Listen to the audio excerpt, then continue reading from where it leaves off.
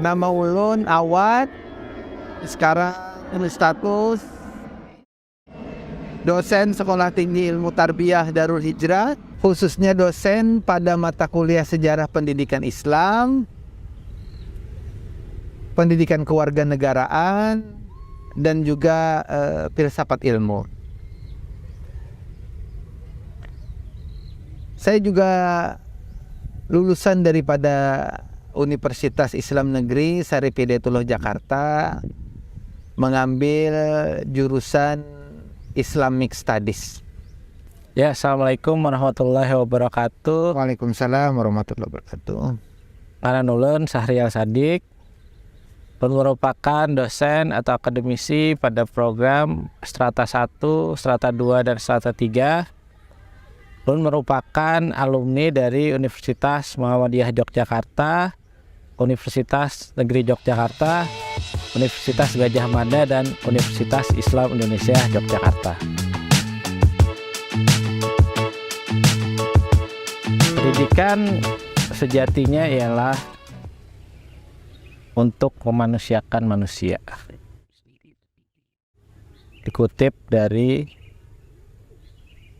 salah seorang tokoh pendidikan di Indonesia, yakni Ki Hajar Dewantara. Jadi Ki Hajar Dewantara pada sekitar tahun 1920-an mendirikan sebuah taman siswa, yakni Yogyakarta. Salah satunya ialah mendidik kaum pribumi untuk dapat pendidikan yang layak dan berkualitas. Kemudian ada semboyan Tuturi Handayani, itu merupakan semboyan yang diinterpretasikan dan melekat dari sekolah dasar, sekolah menengah pertama, dan sekolah menengah atas sampai dengan perguruan tinggi di bawah Kementerian Pendidikan, Kebudayaan, Riset, dan Teknologi. Moto atau slogan Tuturi Handayani itu senantiasa melekat dan kita implementasikan dalam kehidupan sehari-hari. Kalau dalam terminologi khususnya pendidikan yang berbasis Islam, pendidikan kalau disejajarkan dengan kata dalam bahasa Arab, maka yang pantas adalah tarbiyah. Karena kata-kata taklim, walaupun itu yang disebut juga pengajaran, itu sifatnya bisa diterjemahkan hanya transfer pengetahuan. Namun kalau sekiranya yang disebut sebagai sebuah pendidikan, maka kata yang pantas untuk sepadan istilahnya bahwa itu adalah tarbiyah. Terambil dari kata-kata robba yurabbi yang artinya adalah mendidik, mengasuh, menanamkan nilai, menanamkan karakter, membuat sebuah lingkungan yang baik dalam rangka pertumbuhan si anak tersebut, si anak didik. Maka dari itu pendidikan dalam terminologi Islam lebih kepada sebuah proses penanaman nilai-nilai moral. Karena Islam itu berbasis moralitas, innama bu'istu li utammima makarimal akhlak, tidak kami utus engkau kecuali sesungguhnya saya diutus untuk menyempurnakan akhlak yang mulia. Maka dari itu bahwa tujuan daripada pendidikan Islam itu adalah akhlak yang baik, moral yang agung, dan lain sebagainya. Setelah moral yang agung itu lalulah dia diasupi atau diberi makan, diberi benih dengan yang disebut sebagai pengetahuan. Sehingga Makanya dalam terminologi Islam itu sering disebut sebagai al-adabu qoblal ilm, bahwa adab itu lebih diutamakan dulu sebelum dia mendapatkan pengetahuan. Maka dari itu basis daripada pendidikan dasar Islam adalah moralitas. Kira-kira itu. Mungkin pertanyaan yang mendasar adalah apakah ada tempat pengetahuan umum dalam pendidikan Islam? Misalkan fisika, kimia, biologi, atau jangan-jangan kita ini terpolarisasi. Ini pengetahuan umum, ini pengetahuan Islam. Seakan-akan bahwa pengetahuan umum itu datang dari barat, pengetahuan Islam datang dari timur. Nah, kita terpolarisasi itu. Nah, padahal sebenarnya basis pendidikan Islam itu moralitas itu. Pengetahuan itu bisa berbentuk pengetahuan tentang agama, bisa berbentuk pengetahuan tentang alam semesta. Tapi basis yang mendasari dua-duanya ini adalah moralitas. Makanya belum tentu orang yang berpengetahuan agama dia baik moralnya. Atau bisa jadi sebaliknya juga, orang yang berpengetahuan umum, berpengetahuan tentang alam semesta, dia baik perilakunya. Karena memang basis dasar penanaman sejak dini itu adalah moralitas. Jadi moralitas itu harus berbarengan sampai kapanpun dia menimba pengetahuan. Kira-kira begitu.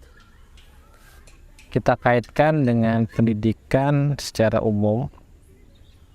Induk dari ilmu pendidikan itu kalau kita tarik dari teori-teori barat itu berasal dari filosofi atau filsafat. Filsafat merupakan induk dari ilmu pengetahuan. Barulah integral atau turunannya itu salah satunya ialah pendidikan. Dan pendidikan pun memiliki turunan, yaitu pendidikan agama, pendidikan kewarganegaraan, pendidikan bahasa Indonesia, dan seterusnya. Namun dewasa ini dikotomi terkait dengan pendidikan Islam maupun pendidikan secara umum mulai terkikis seperti itu. Dan mulai ada integrasi keilmuan, yakni keilmuan umum dan keilmuan agama seperti itu, atau yang berbasis Islam. Kita tengok saja beberapa pondok pesantren yang dulunya masih konvensional, sekarang sudah mulai modern, mulai mengintegrasikan ajaran-ajaran umum, ajaran dengan ajaran Islam yang pada hakikatnya pada beberapa dasawarsa yang lalu fokus pada ajaran Islam saja. Namun seiring berjalannya waktu masuklah ilmu-ilmu umum tersebut dalam pondok pesantren dan sebagainya. Ya, itulah kegelisahan pendidikan Islam ya. Karena pendidikan Islam itu dianggap bahwa dia belajar fikih, dia belajar tafsir, dia belajar hadis, dia belajar tauhid. Kira-kira materi pendidikan Islam dikonotasikan cuma itu. Padahal sebenarnya pendidikan Islam itu adalah dia luas, seperti kata Bapak Sahrial tadi, bahwa sekarang sudah mulai masuknya pengetahuan umum di dalam sekolah-sekolah lembaga pendidikan Islam yang kita sebut sebagai madrasah, pondok pesantren. Mereka membuka diri terhadap pengetahuan umum. Padahal sejatinya dasarnya pemilahan itu adalah ketika Barat yang maju, sehingga saat itu pada masa akhir abad 19 itu malah negara Muslim yang calling down, yang agak jatuh, sehingga terpolarisasilah pengetahuan itu. Padahal sejatinya tidak seperti itu. Orang yang Muslim belajar bahasa itu juga pendidikan Islam. Orang yang muslim yang belajar fisika, kedokteran juga Islam. Itu dia sedang belajar Islam.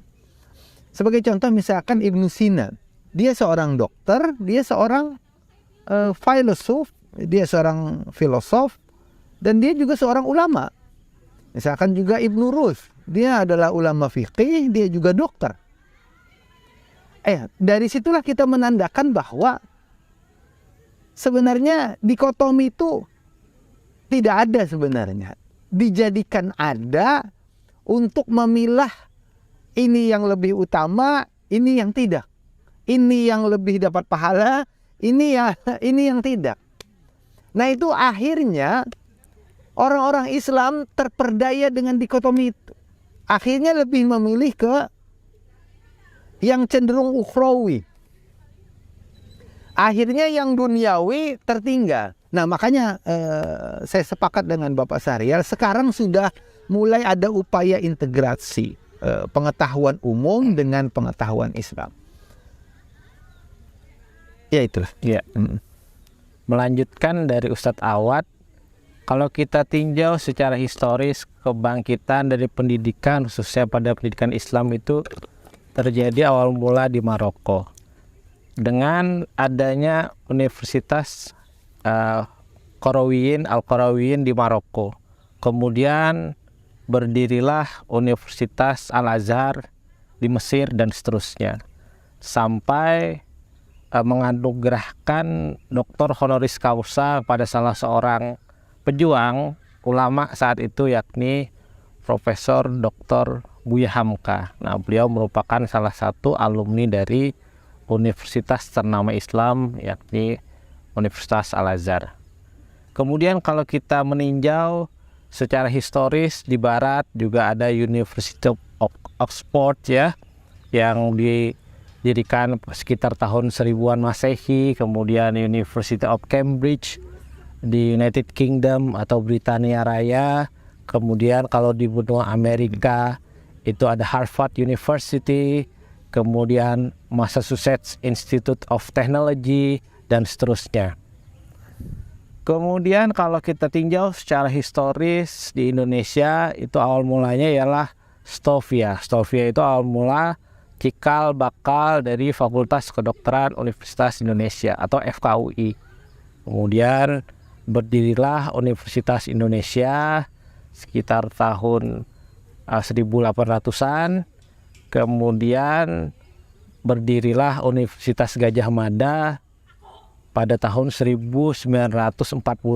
Jadi saat Indonesia itu merdeka tahun 1945, salah satu perguruan tinggi pemerintah itu ialah Universitas Gadjah Mada. Kemudian berdirilah beberapa institusi pendidikan yang lain. Di sisi lain juga ada pendidikan Islam yang tak kalah penting, pendidikan tinggi swasta seperti itu, perguruan tinggi swasta seperti dulunya Sekolah Tinggi Islam tahun 1945 yang sekarang bernama Universitas Islam Indonesia. Nah, itu cikal bakal dari Sekolah Tinggi Islam. Kemudian di Kalimantan Selatan sendiri itu ada Universitas Lambung Mangkurat yang berdirinya sekitar tahun 1958. Kemudian 2 tahun berikutnya 1960 menjadi Universitas Negeri ya. Jadi ULM itu 1960 statusnya berubah jadi negeri. Saat itu ada Fakultas Ekonomi, Hukum, kemudian ada Fakultas Islamologi, yang akhirnya Fakultas Islamologi itu berubah menjadi Universitas Islam Negeri. Jadi mengapa Universitas Islam Negeri itu berdiri pada tahun 1960-an ya? Karena itu awal mula terpecah dari universitas umum ya, menjadi khusus seperti itu, spesifik menjadi Universitas Islam. Jadi awal mulanya secara historis tidak dapat dipisahkan seperti itu antara perguruan tinggi Islam, kemudian perguruan tinggi umum, sehingga dewasa ini terjadi suatu mix ya, atau blended ya, antara ilmu umum dengan ilmu agama supaya saling menyeimbangkan lah, seperti itu.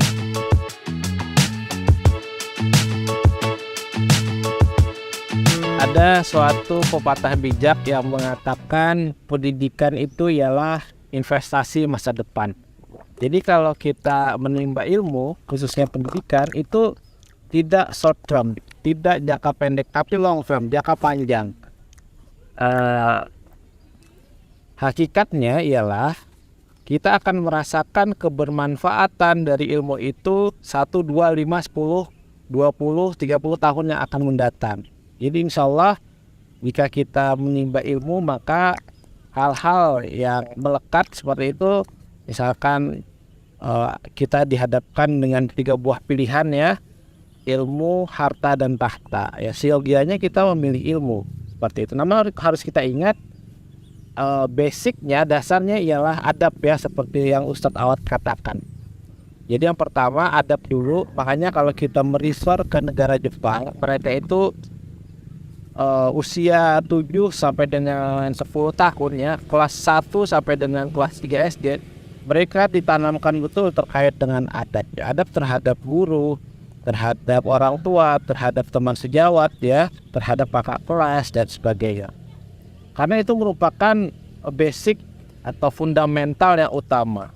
Ketika adab itu sudah kuat ya, maka masuklah ke tahap yang kedua, yakni ilmu ya, atau pendidikan tadi. Ya, kita timba ilmu tersebut dengan baik. Namun ketika kita sudah menimba ilmu yang sekian lama itu, kalau tidak kita amalkan juga akan sia-sia.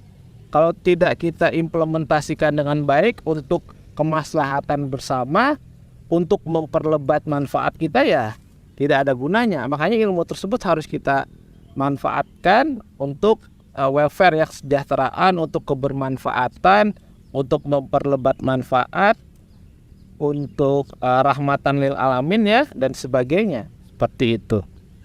Nah, berbicara terkait dengan pertanyaan tersebut ya, jadi pendidikan itu merupakan hal yang sangat penting. Namun harus kita ingat, basic atau yang utama ialah adab dulu, itu yang utama. Baru pendidikan atau ilmu, baru amal ya.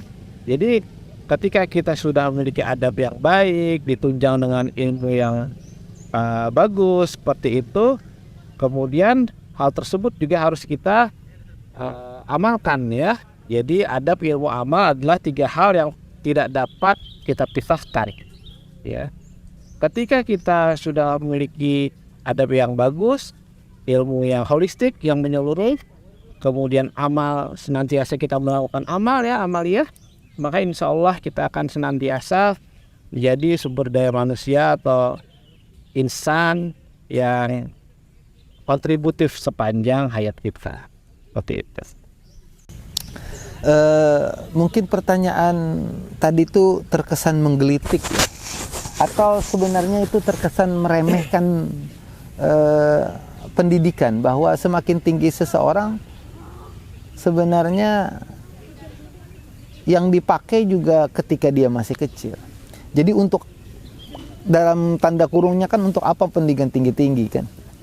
Cukup pendidikan dasar aja sudah cukup bagi manusia. Mungkin besarnya dia bisa kerja, cari uang lebih banyak, tidak buang-buang waktu. Karena tanda kutipnya begitu, tidak buang-buang waktu.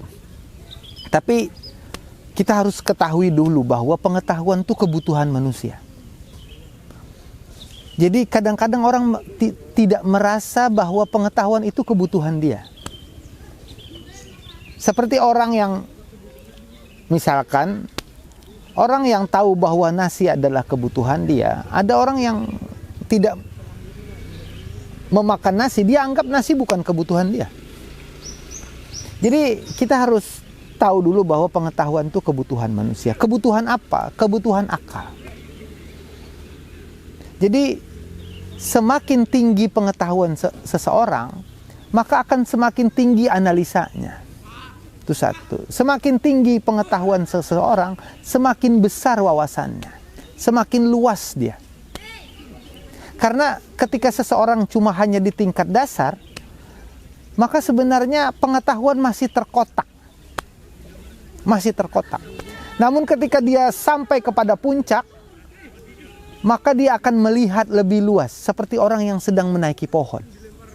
Ketika orang sedang menaiki pohon, dia melihat tidak jauh panjang jangkauan pandangannya, tapi ketika dia sudah sampai di atas, ternyata dia jauh sekali pandangannya. Itulah seperti kata Buya Hamka. Ketika aku membaca satu buku, aku mulai menyalahkan manusia. Namun ketika aku sudah membaca 100 buku, ternyata bisa jadi aku yang keliru. Nah, berarti bahwa pengetahuan itu semakin memperluas wawasan manusia. Yang kedua, pengetahuan itu adalah selain memperluas wawasan manusia, juga pengetahuan itu memperbaiki kehidupan manusia. Sekarang coba kita tanyakan kepada orang itu. Ketika seseorang itu hanya berpikir untuk bagaimana mencari uang atau mencari makan, mungkin bagi yang lain bisa. Tapi bagaimana memperbaiki kehidupan manusia seluruhnya kalau bukan dengan pengetahuan? Mungkin kalau sekiranya manusia hanya berpikir mencari uang, maka tidak akan ada pesawat, tidak akan ada telepon, tidak akan ada listrik, tidak akan ada penemuan-penemuan baru. Karena hasrat mereka hanya pada harta. Ada orang yang hasrat mereka adalah dengan penemuan terbaru, hasrat mereka ingin mencari misteri-misteri di alam semesta ini, sehingga itu baik untuk kehidupan manusia. Sebagai contoh kan sekarang, ilmuwan NASA lagi mencari the similar of Earth gitulah. Bumi yang kira-kira sama. Karena dia berpikir bumi ini sudah nggak layak. Sekarang kalau orang hanya berpikir makan, minum, mencari harta, kira-kira dia berpikir itu nggak? Dia nggak berpikir itu. Alam semesta ini ada mekanisme yang bisa dibaca dengan pengetahuan dan tidak bisa dibaca oleh uang. Kira-kira begitu.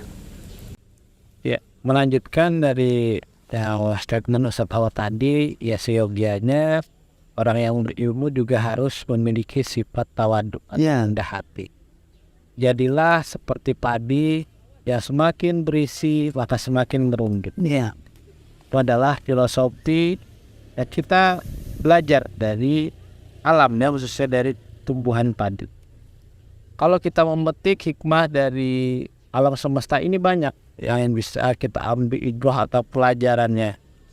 Mobil khusus tadi kita belajar ilmu padi, ya, dan sebagainya. Maka seorang ilmuwan atau saintis, akademisi, pendidik dan sebagainya, yogianya memiliki sifat yang rendah hati, senang membantu, berfastabiqul khairat, ya, berlomba-lomba dalam kebaikan, seperti itu. Untuk apa? Ya, untuk amal atau bekal kita nanti ketika di yaumil hisab. Seperti itu. Ya, itu mungkin ada pengaruh dari orang-orang kaya yang sekarang di Amerika, ya, kayak Elon Musk, kayak Bill Gates, yang dia nggak lulus kuliah tapi dia kaya raya. Nah, itu menjadi sedikit tamparan bagi pengetahuan lah. Ternyata orang pengetahuan itu tugasnya hanya mencari pundi-pundi keuangan bagi mereka yang sudah kaya seperti Elon Musk dan lain sebagainya. Kelemahan pendidikan itu satu aja. Pendidikan di dunia ini kelemahannya satu aja. Dia tidak mampu melihat peluang. Dia tidak mampu melihat peluang. Sementara orang-orang seperti Bill Gates, Elon Musk, ilmu pengalaman manusia yang dia dapat di luar sekolah itu mengajarkan dia bagaimana melihat peluang. Nah, sementara pendidikan kan sibuk dengan melihat apa isi buku, tidak melihat bagaimana peluang itu, khususnya tentang peluang kemakmuran, peluang kesejahteraan manusia. Kira-kira itu. Jadi pengaruh terhadap mereka itu akhirnya banyak yang mengatakan bahwa ujung-ujungnya bercari duit juga. Buat apa kuliah tinggi-tinggi, ujung-ujung bercari duit juga. Karena apa? Karena pengaruh dari sana. Lalu akhirnya orang-orang kalau sekiranya pemahaman ini dibiarkan, maka orang lama-lama kelamaan orang akan menjauhi dunia pendidikan. Padahal di situ pusat dibinanya moralitas, di situ dibinanya upaya gairah-gairah penemuan baru dan lain sebagainya. Maka akhirnya manusia semuanya mencari harta, tapi lupa mengembangkan pengetahuan. Akhirnya manusia akan jatuh kepada bisa jadi adalah kebobrokan moral. Kira-kira begitu. Ya, melanjutkan penjelasan dari Ustadz Awad. Kalau kita merujuk salah satu statement dari ulama Indonesia, yakni Gus Baha, beliau menyatakan bahwa rezeki terendah itu adalah harta. Dan rezeki yang tertinggi itu adalah kesehatan. Jadi jangan sampai kita mengorbankan kesehatan kita demi harta, seperti itu. Memang dewasa ini kita lihat banyak warga atau pekerja yang workaholic ya, yang mencari dunia saja. Ya, istilahnya itu adalah untuk menumpuk harta. Namun pada akhirnya mereka mengorbankan kesehatannya. Itu tidak baik seperti itu, sehingga tidak tercipta WLB atau work-life balance. WLB akan tercipta ketika kita mampu menyeimbangkan antara urusan duniawi, kemudian urusan ukhrawi, kemudian dan sebagainya, mampu menyeimbangkan kehidupan kantor dengan kehidupan keluarga, seperti itu. Memang di era sekarang kita lihat betul seperti yang dikatakan Ustadz Awad, ialah banyak yang lebih pada cenderung materialistik ya, karena beberapa sistem di dunia ini, khususnya di beberapa negara, sudah menganut asas kapitalisme ya, sehingga menyebabkan orang-orang berlomba untuk mengejar materialisme ya, materis seperti itu. Jadi jangan korbankan kesehatan kita, keimanan kita, ketakwaan kita demi mengejar harta dunia ya. Kalau kita berkaca dari sejarah ya, sejarah Islam, Qarun kurang kaya apalagi seperti itu. Fir'aun raja dan sebagainya, memiliki banyak harta. Namun harta itu tidak kita bawa mati seperti itu. Yang terbaik ialah kita bisa atau mampu menginfakkan bagian harta kita untuk bekal di akhirat nanti, karena itu adalah salah satu strategi kita pasca kita melewati kehidupan di dunia ini. Untuk itu marilah kita senantiasa bermuhasabah diri untuk lebih bisa memanfaatkan waktu di dunia ini dengan sebaik-baiknya, agar kita tidak menyesal nantinya. Marilah kita menjadi pribadi atau insan yang senantiasa mengingat kematian seperti itu, karena kita tidak tahu kapan kita akan dipanggil olehnya. Namun kita harus menyiapkan dengan semaksimal mungkin amal-amal kita, karena insya Allah kalau kita mengutip dari lagunya Opik ya, nanti teman sejati tinggallah amal, seperti itu.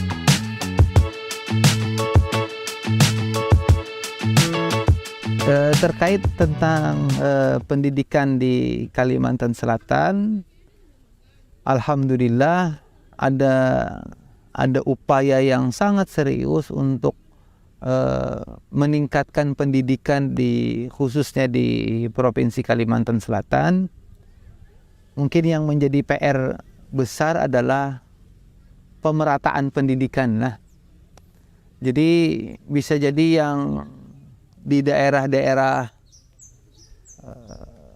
terpencil dan lain sebagainya tidak mendapatkan akses media, akses guru yang bermutu dan lain sebagainya, sehingga meningkatkan mutu pendidikan yang di daerah terpencil. Yang kedua, tentang pendidikan Islam khususnya, tidak mungkin diragukan lagi bahwa basis paling banyak tentang lembaga pendidikan, khususnya lembaga pendidikan Islam, salah satunya juga paling banyak di Kalimantan Selatan. Pondok pesantren, madrasah-madrasah juga banyak, karena basis utama di kita adalah basis agama. Nah, mungkin yang menjadi PR juga adalah bagaimana madrasah-madrasah ini, lembaga-lembaga pendidikan Islam ini berusaha melakukan integrasi keilmuan, khususnya membuka ruang yang besar terhadap pengetahuan-pengetahuan yang bersifat umum ke dalam kurikulum mereka, sehingga ada keseimbangan antara pemahaman agamanya dengan pengetahuan umumnya. Setidaknya pengetahuan umum itu bisa jadi memperkuat keyakinan-keyakinan agamanya. Kira-kira begitu. Wallahu a'lam. Ya, melanjutkan dari statement Ustaz Awad, memang kalau kita lihat pendidikan di Banua Kalimantan Selatan itu senantiasa baik secara kuantitas maupun secara kualitas itu meningkat secara simultan. Kita lihat misalkan indeks pembangunan manusia di Kalimantan Selatan khususnya senantiasa meningkat setiap tahun. Indeks pembangunan manusia atau IPM di Banjarbaru, Banjarmasin, Kabupaten Banjar, Kabupaten Tapin sampai dengan Kabupaten Tabalong senantiasa meningkat. Hal tersebut kalau kita tinjau dari aspek filosofis, maknanya ialah pemerintah khususnya melalui Dinas Pendidikan dan Kebudayaan, baik tingkat kabupaten kota sampai dengan tingkat provinsi, itu all out untuk meningkatkan kualitas pendidikan di Kalimantan Selatan. Terkait dengan wilayah-wilayah yang masih banyak belum tersentuh, mungkin untuk sarana, prasarana dan sebagainya, mari kita support terus. Kita selaku elemen yang ada di masyarakat memiliki kewajiban untuk membantu pemerintah untuk mengembangkan serta membantu untuk peningkatan pendidikan yang lebih baik dari waktu ke waktu. Perlu elaborasi, perlu kerjasama, perlu sinergitas antar semua elemen agar kuantitas dan kualitas pendidikan di Banua, Provinsi Kalimantan Selatan itu terus meningkat, sehingga diharapkan pada 2045 akan tercipta SDM unggul untuk Kalsel yang lebih maju. Saran atau apa gitu ya untuk membangun pendidikan Kalsel? 10 menit lagi loh. Ya. Mungkin saran atau apa gitu. Silakan. Selanjutnya. Saran selanjutnya ialah kita perkuat SDM kita. Ya. Kalau dalam pemerintahan 5 tahun pertama kita fokus pada infrastruktur dan sebagainya. Pada periode kedua ini ialah penguatan SDM. Dan itu sudah terjadi dari pusat sampai dengan provinsi dan daerah ya. Itu langkah yang tepat. Jadi kita harus menguatkan SDM kita. Karena dengan SDM yang unggul, SDM yang berkompeten, itu akan mengakselerasi laju tingkat pertumbuhan ekonomi dan sebagainya. Maka insya Allah hal tersebut akan berbanding lurus dengan indeks pembangunan pemuda, indeks pembangunan manusia dan sebagainya. Sehingga capital growth dari provinsi kita khususnya di Kalimantan Selatan itu akan senantiasa meningkat secara gradual seperti itu. Jadi yang paling penting adalah kita saat ini fokus atau concern pada peningkatan kualitas sumber daya manusia di Kalimantan Selatan. Menambahkan dari Profesor Sahrial terkait juga tentang upaya meningkatkan sumber daya manusia, yang jelas bahwa sumber daya itu terkait tentang dua hal. Yang pertama adalah wilayah fisiknya, dan yang kedua adalah wilayah non fisiknya. Mungkin kita bisa jadi mengembangkan sumber daya lewat fisiknya, suplemen. Sekarang kan ada istilah stunting ya. Ya. Bagaimana lambatnya pertumbuhan manusia secara fisik ya. Namun juga yang sebenarnya kita harus isi adalah dari non fisik. Kira itu lebih berperan dalam kehidupan manusia. Karena sekiranya non fisiknya gagal, maka dia akan jatuh, sumber dayanya akan jatuh. Nah, kita harus menemukan formula yang tepat untuk meningkatkan sumber daya non fisik ini pada manusia ini. Mentalnya bagus, daya berpikirnya bagus, dan sifatnya solutif.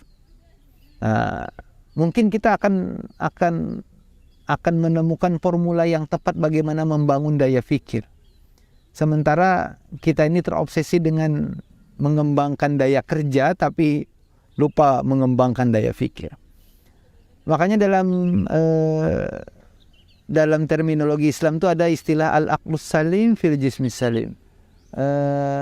Akal yang sehat itu terdapat dalam jiwa yang sehat. Jadi sumber daya manusia itu juga harus memadukan antara fisik dan non fisiknya, sehingga pada materi-materi di sekolah itu rata-rata kebanyakan fisik ada, non fisik ada, tapi bagaimana memotivasi mereka untuk berpikir, memotivasi mereka untuk menganalisa, memotivasi mereka untuk memberikan solusi dan lain sebagainya, itu agak kurang.